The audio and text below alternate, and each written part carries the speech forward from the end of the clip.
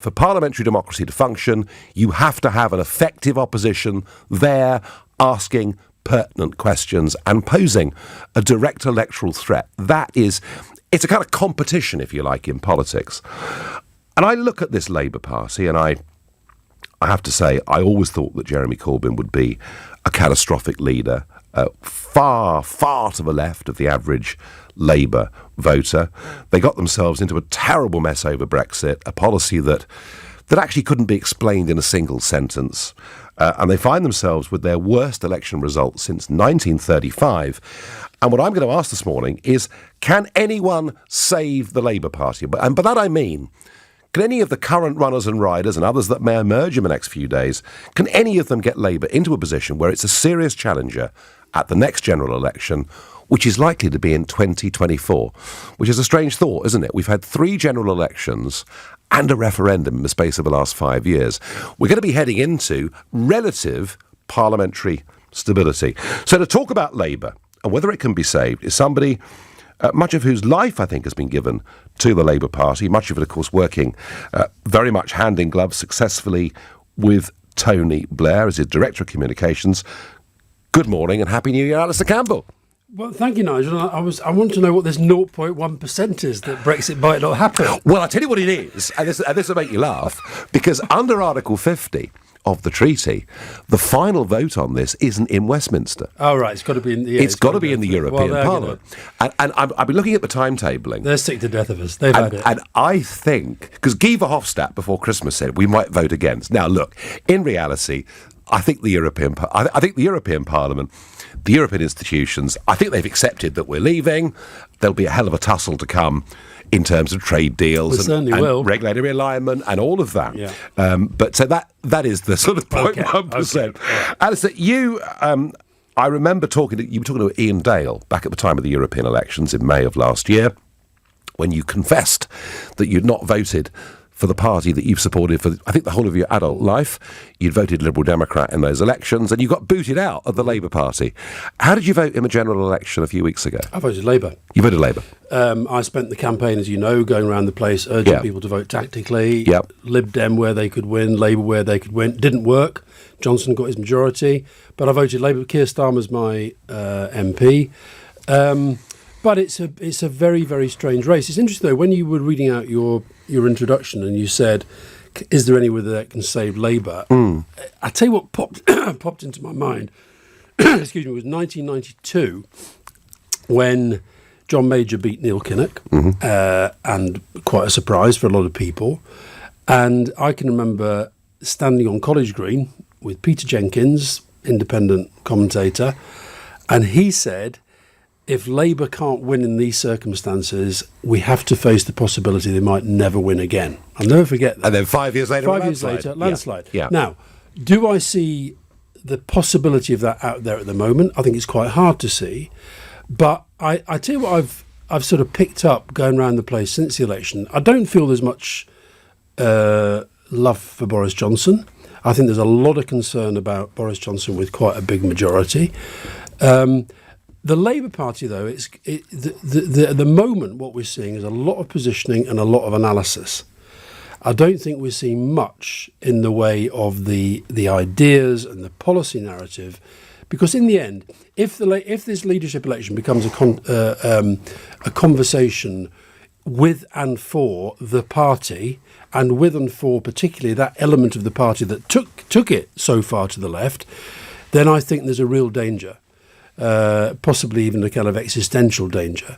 That would mean, if there was an existential danger, if Labour stayed, as you see it, on the hard left, rather than becoming a bit more, say, social democratic, which clearly the Blair project was, is there a possibility here that if Labour cannot get their act together, that we do see another rebirth of a social democratic movement in this country? Well, I don't know, but all I'd say is that, I want the Labour Party to be the vehicle that becomes not just a vehicle of protest against an opposition against Johnson, And, let's be honest, for the last few years, Labour didn't really oppose. As you said on Brexit, I think the problem with the Brexit policy on the end, it was, if you like, it was the lack of clarity. Well, if you can't explain a policy in a sentence, you've got no chance. I think people can take complicated positions, but you have to be able to explain them, and you have to be able to explain them with a sense of conviction.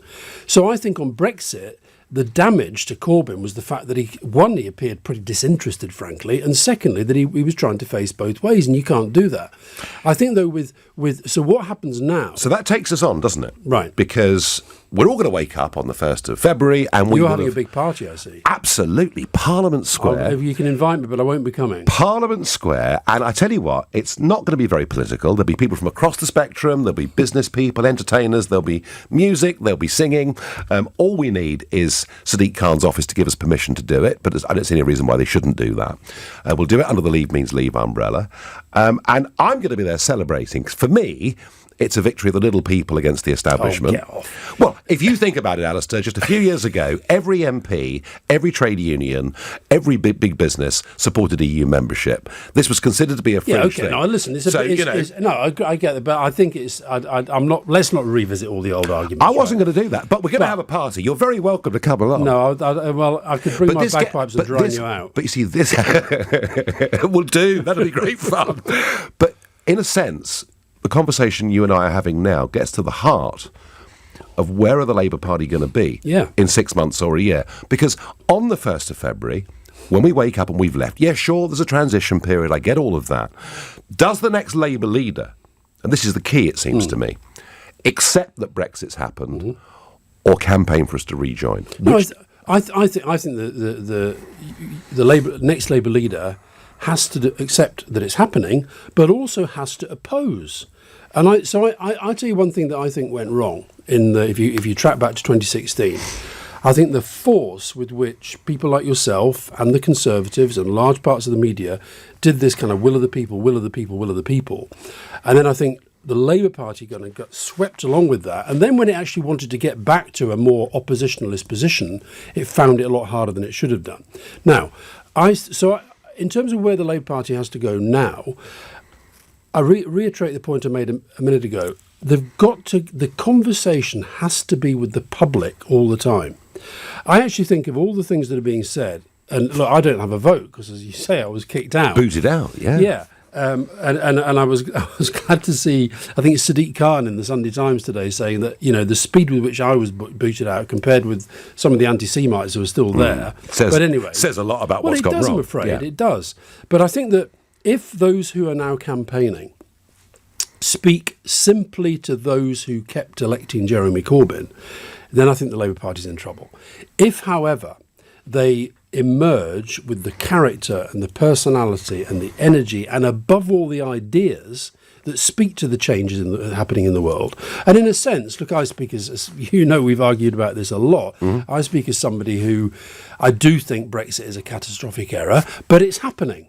And now you have to, in a sense, you have to move on to those ideas and that the area for those ideas that, frankly, we've heard very, very little about from either Conservative or Labour. You mentioned in your introduction, Australia.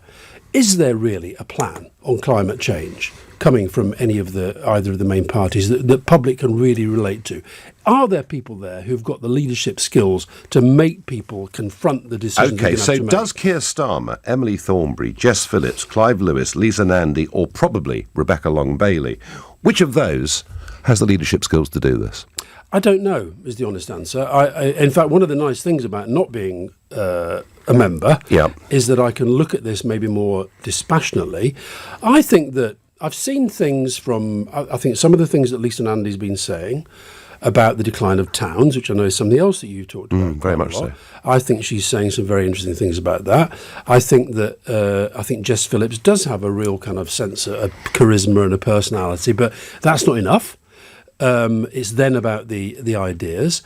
Keir Starmer is somebody who has run a big department, and I think that certainly going around the country during the election, you heard an awful lot of people saying, "I couldn't elect Corbyn, but I might if it was Starmer." That is there again, not enough. got to be more. I slightly worry that Keir, I understand why he's doing it.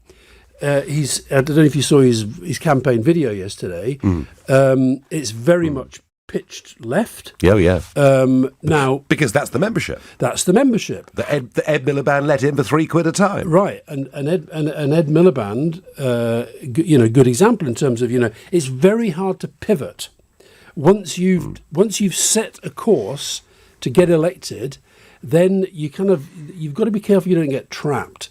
And I think so I'd like to see somebody who's speaking to the public the whole time as well as the party. So I think, look, they're all saying, well, actually, Rebecca Long-Bailey is she's saying virtually nothing at the moment. But I think that those that you mentioned, they're saying interesting things. It's obviously an incredibly important election because the question you posed right at the top of the programme, get this wrong, and the Labour Party and therefore parliamentary democracy goes into a period of real change. Yeah, and that's right. And that's what I care about. I think it's very, very important we have a good, functioning, effective opposition. Can the Labour Party be saved? 0345 6060 973. Alastair Campbell is going to stay with me. We're trying not to talk about Brexit too much. It's very, very difficult. But it's interesting, isn't it? As Alastair Campbell says, it's happening. Gary Lineker saying it's happening. But I do wonder if someone like Keir Starmer wins, will they actually accept it? I don't know. Alastair's going to take your calls. 0345 6060 973. You're listening to the Sunday edition of the Nigel Farage Show, here exclusively on LBC, and it's 16 minutes past 10. I'm in conversation with Alastair Campbell. We are talking about the Labour Party. We're asking, can it be saved? Can, by 2024, the Labour Party be unified and have a leader that can really challenge Boris Johnson at that next general election? But perhaps even more importantly, from a sort of perspective of democracy, can the Labour Party find itself in the next few months somebody that stands up at the dispatch box and holds the government of the day to account? Because that is how a parliamentary democracy is supposed to work. Now, Alastair has agreed to stay and take your questions and take your calls. So let's crack right on with this and go to Daniel from Epsom in Surrey. Good morning, Daniel. Good morning, Alastair. I want to know, in the future, will you rule out not trying to campaign to get us back into the EU? Because I kind of think that you made Brexit happen. What you did with New Labour and your immigration policy, you made Brexit actually happen. And I've never understood you've had the temerity to try and overturn it. You made it happen, mate. Well, I accept that immigration was a factor, but if you wind back to when... And what you're referring to, I think, is when we weren't among those countries that put limits on the immigration from the Eastern European countries that joined the European Union. At the time, I think there was a very strong economic argument for that. I think business was certainly pushing us in that direction. But I do understand that immigration was a factor. And I think this thing about trying to overturn it, I don't accept that. I mean, Nigel and I have argued about this many, many times, not least in this studio. I didn't accept that it was undemocratic to put the final version of Brexit to the people in a referendum. I didn't accept that was undemocratic. I know that some people did. I do accept that possibly one of the reasons that Boris Johnson was able to get the majority that he did is because we, when I say we, I mean the kind of People's Vote campaign, we never really did have an answer to that, if you like, that basic democratic point. So I accept that. But look, Brexit happened for all sorts of reasons. I mean, I think you're rather overstating my powers if you think that I was responsible for it. I wonder. Daniel, thank you for the call. I'm going to pick up on Daniel's point, actually, because there's something very interesting here that not many commentators have noticed. They talk about voters in the Midlands and the North switching straight from the Labour Party to Boris Johnson. It's not true. No, I agree with that. They all came through UKIP or the Brexit Party. Well, a lot did. Huge numbers of them. Because once you'd broken that bond with a party you'd supported all your life, and probably your grandparents had supported all their lives, once you've broken that bond once, actually the next journey becomes a little bit Well, that's the other question, easier. by the way. It's really hard for Labour. Once you have decided to make that change, this idea that there are Labour voters who have suddenly voted Conservative, it's not like that, no. and they're going to come back, is not automatic. We've just been up to Scotland, and driving back yesterday, you're coming through all these seats that when we were in power were Labour, Labour, Labour, Labour, Labour. They're now Tory, Tory, Tory, Tory, Tory. You know, Crewe, Stoke, Workington. You're going through all these places. Now, getting them back is not as easy as people think. However, I do think that a lot of the promises that Boris Johnson made, and this, getting these communities rebuilt, the infrastructure projects that he talks about, they're not going to be done overnight, so it won't be straightforward. But I think we talk about the voting blocks with real patronising condescension. There's lots of reasons why people made that switch, but one of them was the feeling that the Labour Party was no longer for them, and that is the Labour Party that Corbyn was leading. Yeah, well, and I have to say, but I do think Daniel was right. I do think immigration, that influx, was one of the first breaks that many traditional Labour Party people had. And I look at the list of runners and riders to be leader, and I don't see any of them being tough on immigration. Well, I don't. I don't know. I think that I think it's this thing about it. It shouldn't be a southerner. It shouldn't be a man. I think the Labour Party's got to find the person. You use the word unify. It's not just about unifying the Labour tribe. It's expanding the Labour tribe. This is one of the arguments I had with the Corbynistas the whole way through. If you say not just to because Momentum are very united, aren't they? Well, not only that, but if your argument is not just to people like me, bugger off if you don't believe in it, but to members of the public, if you have the slightest criticism, you're a Tory, then don't be surprised if they go away and vote Tory. Yeah, it's crazy. It's crazy. So you've got to expand the tribe. Let's move on. Let's go to Stoke Newington and speak to Keith. Good morning, Keith. Yeah, well, good morning, gentlemen. Look, the question for me is that the Labour Party has to change its philosophy or interpretation of socialism to gain any credence at all, because people have realised that every time they've been in power since the end of the war, they've bankrupted the country. And last time, Blair and Brown not only bankrupted the country, they bankrupted the world, which means that their philosophy just doesn't work. Keith, and I very rarely stand up and say anything in defence of Gordon Brown as Chancellor, but you can't suggest surely that the subprime crisis in America was because of Gordon Brown. Oh, absolutely, because British banks owned American banks since before the War of Independence. And Gordon Brown, back in 2005 and 2006, could have stopped all that. But remember him talking about saving the world, etc., etc. Oh, Flash Gordon. Yes, that's right. Wait a minute. Two things here. The first is, as this whole discussion has been about parliamentary democracy, Tony Blair won 3 general elections, and you don't win general elections unless the country is feeling that you're taking the country in the right direction and you're doing good things for the country. So I think he did, and Gordon Brown was a big part of that. And don't often hear me say these words. I completely agree with Nigel. The financial crisis was not born in Downing Street. The Conservatives did politically a very, very good job, and I'm afraid to say that the Labour Party under Ed helped them do this job, that they pinned the whole thing on the Labour government. The Labour government, we're trying to talk about the future today, not the past, but I do think that the way that the Labour government's record has been negativised, not least by the current Labour leadership, is one of the reasons we're in the mess that we're in. I think mistakes were made, and I think Keith, taking banking authority away from the Bank of England was a big mistake, but I can't blame them for the entire global crisis. Keith, thank you very much indeed for your call. Alastair, does it matter when it comes to picking the leader of an opposition party who will fight a general election and could become a prime minister? Does it matter how they look? I hope not. Probably is the answer. But then you look at Boris Johnson. I mean, Boris Johnson looks pretty scruffy most of the time. But hasn't he improved a bit in the last 6 months? Really? And I mean, there's Keir on the telly now, and I mean, I think Keir looks the part. Yes, he does. But no, I think people over time. Because the reason I ask this is because to me, one of the tests of who can be a prime minister is you ask yourself a question at the back of your mind. When they walk down the steps of an aeroplane, whether it's in Washington, D.C., do they look like somebody we're proud to say leads our country? That does matter. And I think it does matter. And that's why my view, I have to say, looking at the current list of runners and riders, I forget the politics, but just in terms of appearance and demeanour, I would suggest Starmer is miles ahead of the others. He may well be, but I think that the thing is that people can get used to a leader. They don't all look the same. If you look at modern leadership, I mean, Donald Trump was unimaginable to a lot of people as American president. Angela Merkel, who I think is one of the most, I know you disagree on this, I think is a very effective leader.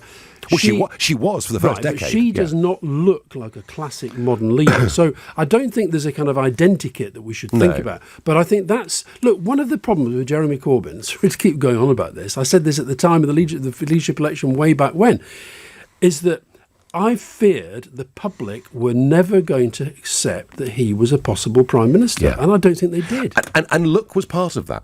Demeanour was part of that. Yeah, but in the end, it was about policy, and it was about positioning, and it was about your worldview, and people have a sense of that. And I think it was really interesting. I was telling you outside that when we were up in the Scottish Highlands yesterday, we went in to see this guy, and he was sitting there in the Scottish Highlands listening to LBC, and a guy called Stephen Munro, who works on the ferry up there, and people get a sense of other people if they kind of plug in and out of what's going on in the debate. And it's interesting, you look at the polling on the Labour leadership contenders, they're not actually that well known by the public. No, I think the highest is Keir Starmer, who's up in the 30s. I mean, this Rebecca Long Bailey, who at one point appeared to be the favourite. I mean, I honestly think that most members of the public would not be able to recognise her. Not have a clue. Very interesting. Now, and that, you see, so the sense is that she is being put together by the people who got behind Jeremy Corbyn to protect the Corbynista flame.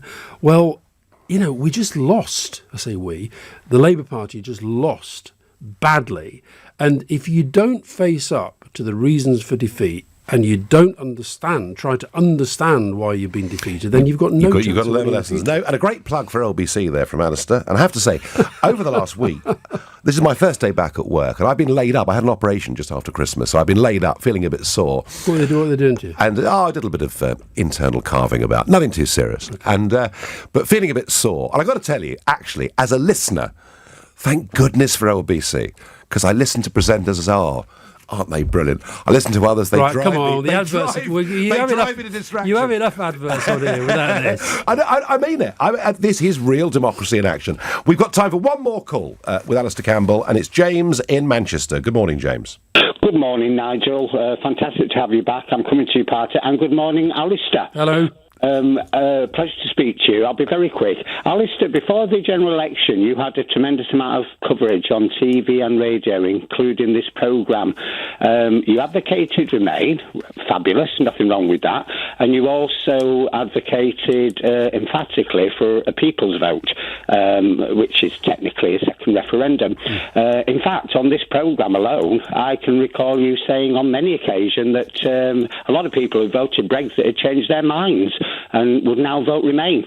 I was just wanting to ask you personally, Alastair, how do you now feel knowing that you were completely out of touch with the electorate? Well, I don't believe I was. In that, I'll tell you why I don't believe I was. Because I actually think that one of the reasons Boris Johnson... Wait a minute. We've got to face up to it. Wait a minute. No, the war is over, isn't it? Listen, one of the reasons Boris Johnson was desperate to get this resolved in an election, not a referendum, is because I think he saw that opinion was shifting against Brexit. Now, did Labour lose the election? Yes. Was Brexit part of that? Yes. But as I say, I think it was the lack of clarity about their policy and the fact that they were dragged kicking and screaming to a position that in the end, as Nigel says, people couldn't understand. All right. So, listen, and just here's the thing about democracy. Just because you lose an argument, although Jeremy Corbyn apparently thinks that he won the argument, just because you lose an argument doesn't mean that you stop believing what you believe. Now, is Brexit happening? Yes. Is Johnson going to get his legislation through Parliament pretty damn quickly? Yes. What then follows? Do I hope that Britain emerges strong and, we've got a great future? Yes, I do. Do I have massive doubts about what's going to happen? I'm afraid I still do. OK, Alastair, before you go, if Keir Starmer wins, can he tame momentum? Can any of these tame momentum? Or is it now such a powerful left-wing group within the Labour Party that you have to go through the sort of agony of the 80s and dealing with Millicent all over again? I think if we have to go through all that again, then it's going to be very, very difficult. But I really think that, look, you were talking about the public and their desire to be part of this debate. I think that whoever emerges as leader has to be able to speak to the country and lead the country in a way that is freed from this sense of being actually just part of this faction or that faction. I thought Jess Phillips, when she spoke the other day, and she said, can we please at least try and move away from, are you a Blairite, are you a Corbynite? Put the labels away. Somebody has to come forward and step up, understand the scale of the challenge, oppose Johnson properly and with real vigour and real energy, put together a policy programme, a narrative, ideas for the future, build support for them in the country and worry less about it's the party. It's a lot to do. Alastair Campbell, thank you for joining me this Sunday morning. You're listening to the Sunday edition of the Nigel Farage Show here at LBC.